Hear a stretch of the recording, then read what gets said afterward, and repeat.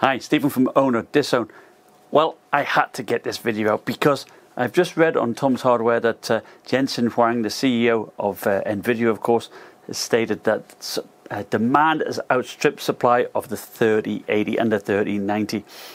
You know, since the launch day, I've been religiously checking, often 7, 8 websites, refreshing it a lot of times during the day, and I've never seen it in stock. Well, actually, I saw it once in stock on CDW, walking the dog, quickly bought it, and only to find that then they back ordered it. And when I rang CDW, they said, oh yeah, they're not going to come in until January 2021. And of course, Jensen's now saying, they're not going to be in stock really until about 2021 January time. He's saying that supply is not an issue, but the demand is through the roof. Now, undoubtedly, it's a very popular card, but I do not believe what he's saying. I think it was more of a paper launch. What I heard was they released, on the release date, they only made 2,000 cards worldwide. And I also read, the only way to get one now, generally, is to buy a pre-built system. And that's what I did here.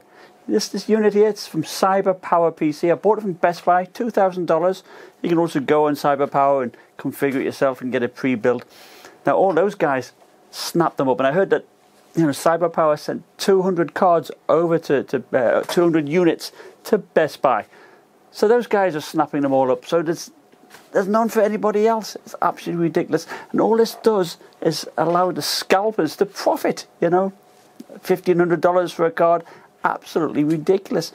Now, if Nvidia had done what they said they're supposed to have done at the start, made plenty of cards, we wouldn't be in this issue. And you know what? I think they're going to be punished by AMD here. Frank has also said there's not going to be any issues on the big Navi cards. And you know what? It'll serve Nvidia right for not having enough cards. Anyway, I just wanted to vent there a little bit, And of course, this only just arrived today. So what this unit has is an i9-10900K CPU in it. It's got a 120 millimeter radiator there on there for the water cooler. It doesn't quite cool it enough, so I'm going to put a 360 millimeter radiator on, and I'll do a comparison video there.